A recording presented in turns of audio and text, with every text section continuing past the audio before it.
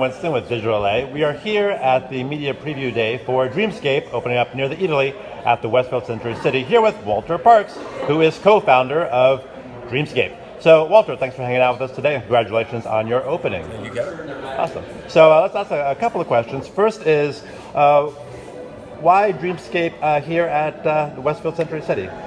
Well, maybe first, why Dreamscape? Okay, cool. No,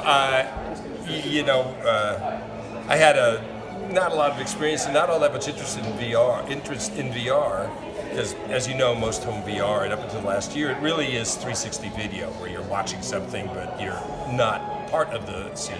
But I had the good fortune to visit Geneva, Switzerland, not even 3 years ago, and experience the underlying tech on which Dreamscape is based by a group of Swiss engineers, a company called Artenu, that really changed my feelings about VR. I went and did their demo, and suddenly I had a body. I was in complete touch with all of my senses in real time. There was no latency, there was no lag, and I did it with friends. It was a social experience. There were 6 of us at a time.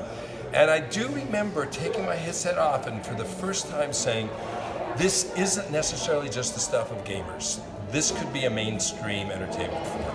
And that's certainly what my background is. So my partner Kevin Wall and I got involved with them and decided to try to build this. In terms of why Century City, this is, we call the Store One. We'll be opening up all over the country later this year, but we wanted to have our first store right in our own backyard.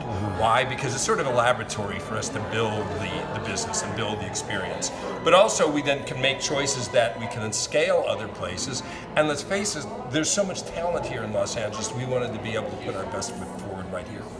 Okay. So that's why Westfield. Awesome, great. So a lot of VR experiences used to be, when they first came out, just put this on and you're in a cool spot, and that's it, without the storytelling. Correct. Can you talk about how you bring storytelling to VR to make it a full-on immersive experience and something that is repeatable? Yes, well, I think that's the key.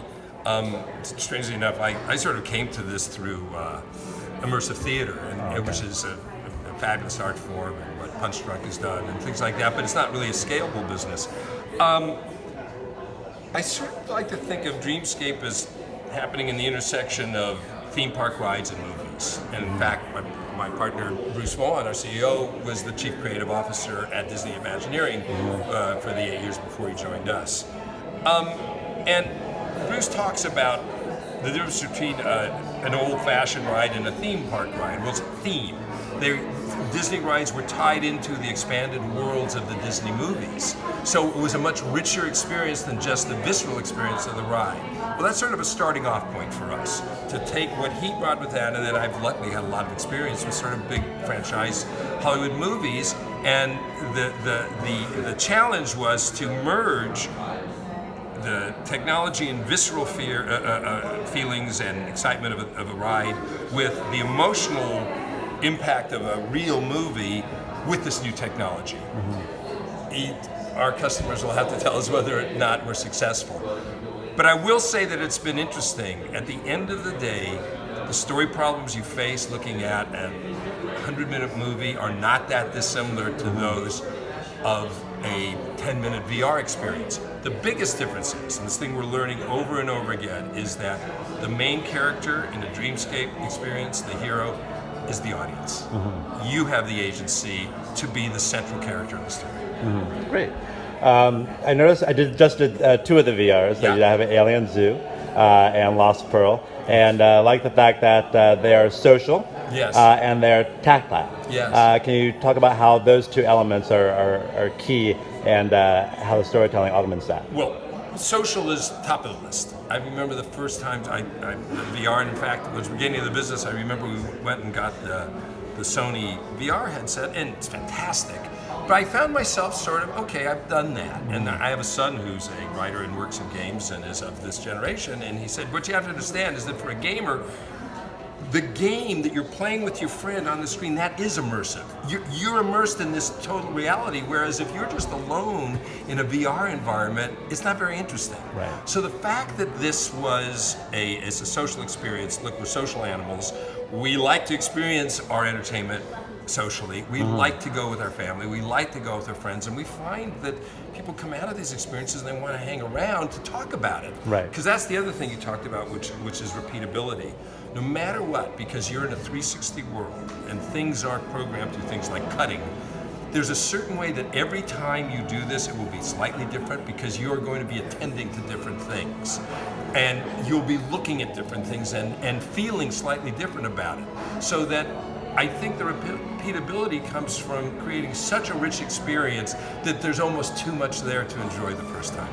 Right. So people would want to try it again to do something that they missed the first time. All the time people are saying, "Oh, did you see the fuse where you Right. light the thing?" No, I didn't do that. I didn't do that. Yeah, there you go. Well, go ahead. You Right. got one more free pass. All right, Yeah. cool. Awesome. But that sense of it being a social experience really extends beyond the pod itself. Because as you can see, what we've tried to do here is sort of create an environment which is conducive to sitting down, having a coffee, having a Coke, we're going to have a food license eventually, and to really talk about what did we just do. Right, Yeah. right. That's amazing. It's great that this is here because we have, in the VR space, which started, I guess, around 4 or 5 years ago, this next wave, we've always been talking about venue VR, when we're going to get that. And now with this right in the center of town, along with other things like the Void at Disney, now we actually have that. Absolutely. How is this experience, say, different from some of the other experiences that are out there? Well, I'm not the one to ask because I have to say that I've not done other LPE, but my sense is they're fantastic. Listen, this is a new technology, a new form, entertainment form, art form, whatever you want to call it. So there are rooms for a lot of different successful companies. My sense is where some of our other competitors sort of grow out of the dynamics of gaming, the first-person shooter, and is a little less about the beginning, middle, and end of a story. We try to combine some of the visceral excitement of gaming, but really try to present something that has the satisfaction of a small narrative.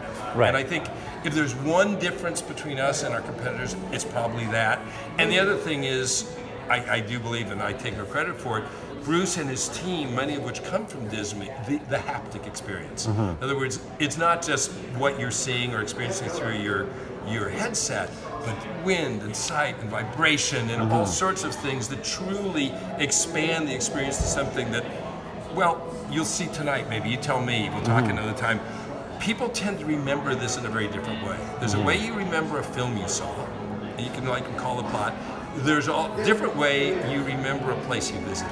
Right. And we found that people tend to wake up the next morning with a very specific sort of memory as if they had gone somewhere. Right. Wow, that's amazing. Yeah. I noticed that amongst the 3 games, as you mentioned, there are no shooters. No. I was a little bit concerned that in one of the Lost Pearl there might be zombies chasing me. I really hate zombies chasing me in VR. It seems like a lot of the VR is like zombies coming after you, and I was relieved that I was not being chased by zombies and didn't have to shoot anything because I'm really bad at first-person shooters. I found that a lot of these games here I could probably take my mom to because she would be terrible at a shooter game, but here she would just explore. It's interesting that you've been talking about it. We don't even refer to them as games, but they're gamified experience. And for me, a good gamified experience means if you partake and do more stuff, that's great.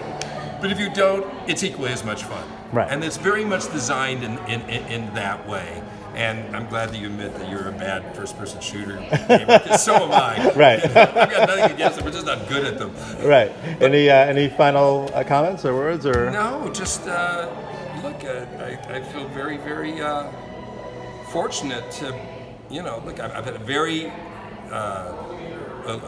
fortunate career in movies, and to be involved in something that is so much on the cutting edge at this point in my career has really just been an honor and just a wonderful piece of luck for me. Awesome. So win, lose, or draw, I just hope people enjoy it. Awesome. Well, thanks so much. Appreciate it, Walter. Great. Thanks. My pleasure.